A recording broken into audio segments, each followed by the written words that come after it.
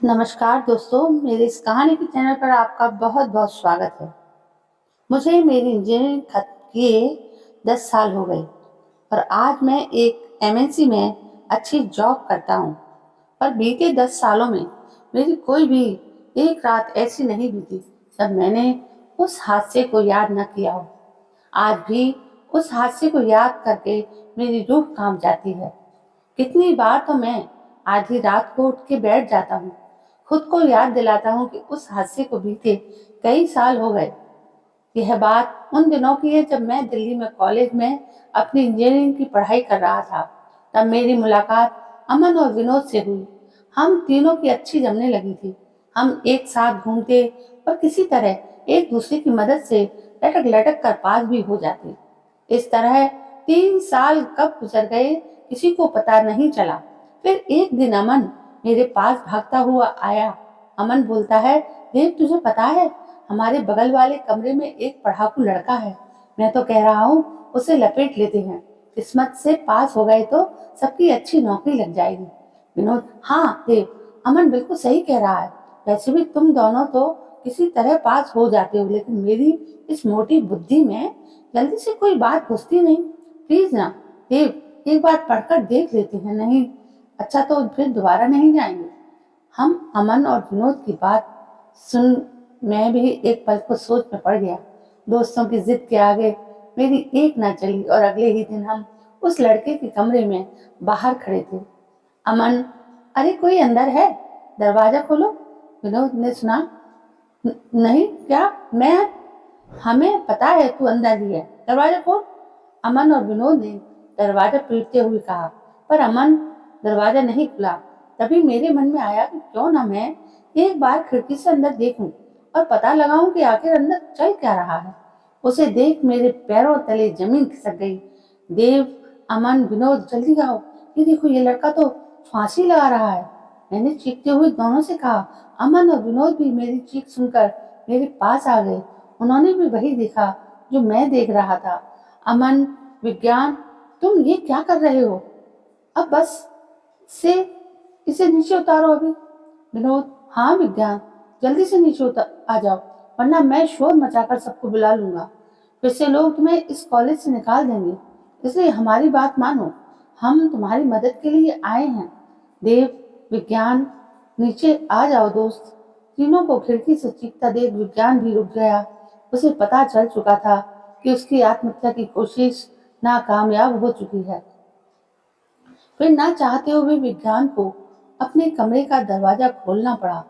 हम लोग बैठकर उसे समझाने वाले थे कि वो जो करने जा रहा था वो सिर्फ एक बेवकूफी थी।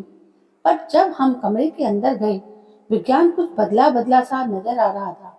वो ऐसे बर्ताव कर रहा था जैसे अभी कुछ हुआ ही ना हो। विज्ञान, ये क्या मजाक कर रहे हो तुम लोग?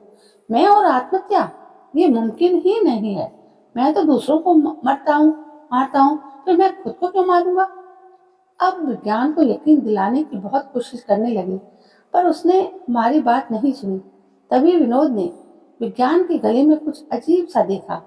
विनोद, विज्ञान, ये तो हमारे गले में क्या है? कोई ताबीज वाबीज है क्या? ये कहते हुए विनोद विज्ञान के गले में लटके ताबीज को छूने जा रहा था कि विज्ञान ने विनोद का हाथ पकड़कर दूर झटक दिया।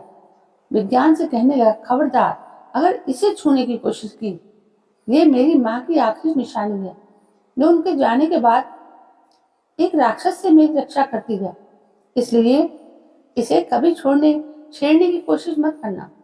ताबीज की बात निकलते ही मामला संगीन हो गया, पर मैंने महज इसे एक इत्तेफाक समझ इस बात को दबाते हुए कहा, अरे सब ऐसे ही पूरी रात निकली है, हम लोग तो यहाँ पढ़ने के लिए आए थे, फिर अब क्या हो गया सबको? ये सब कहते हुए मैंने जब विज्ञान की ओर देखा तो उसकी नजरें विनोद को ही देख रही थी। सच कहूं तो उसके चेहरे पर मौत की भद्दी मुस्कान थी, जिसे देखकर मैं डर गया था।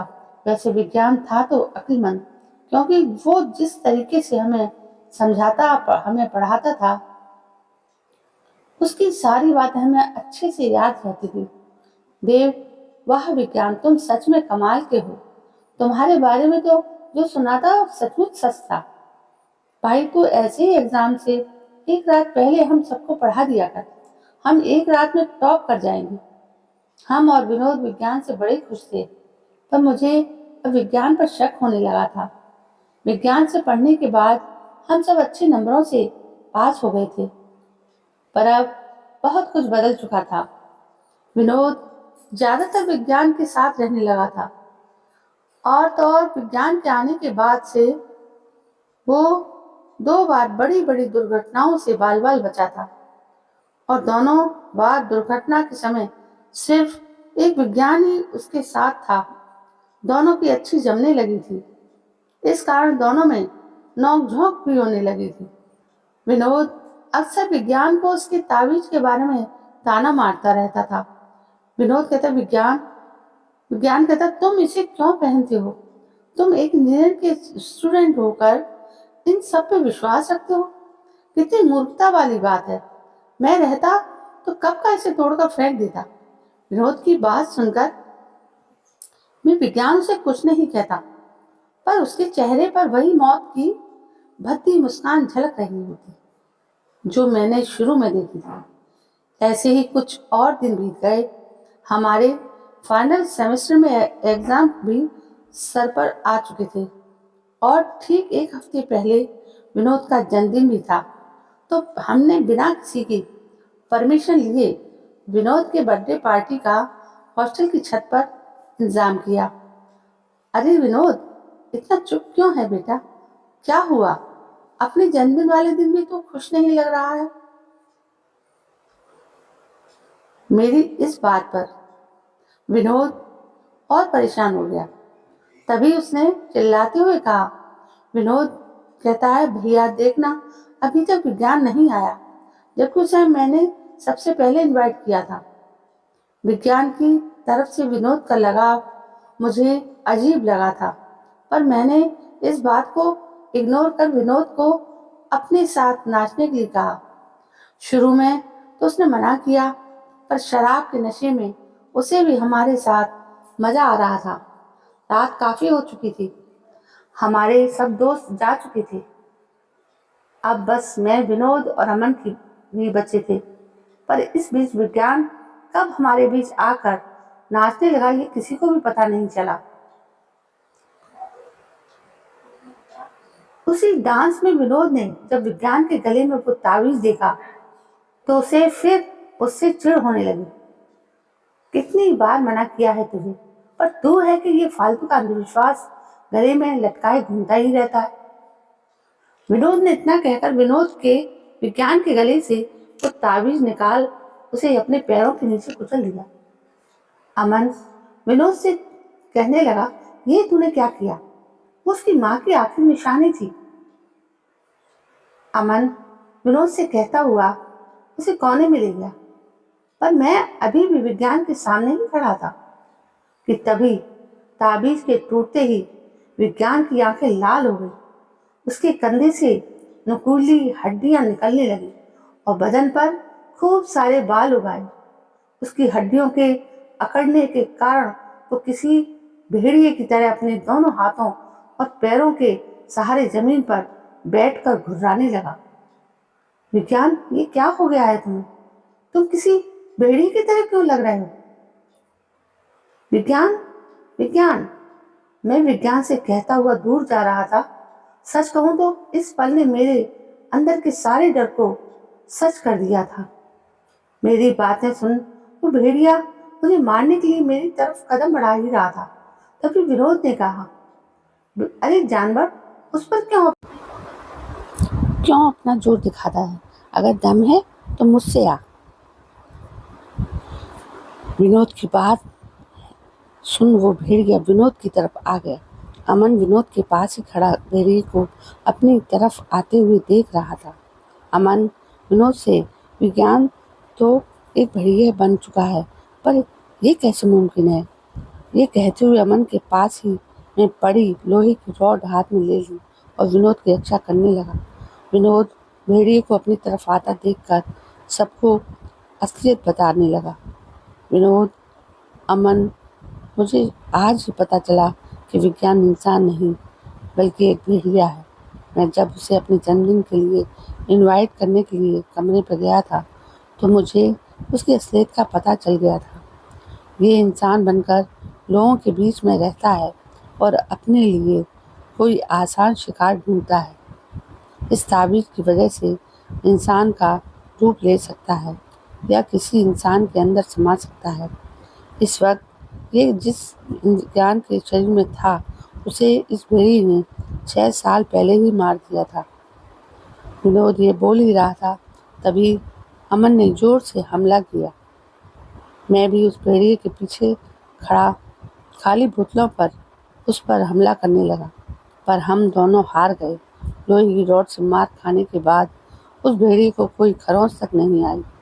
उसने अपने नुकीले पंजों से उसके पेट की सारी अंतड़ियां निकाल दी और फिर अमन का पूरा सिर अपने मुंह में दबाकर धड़ से अलग कर दिया।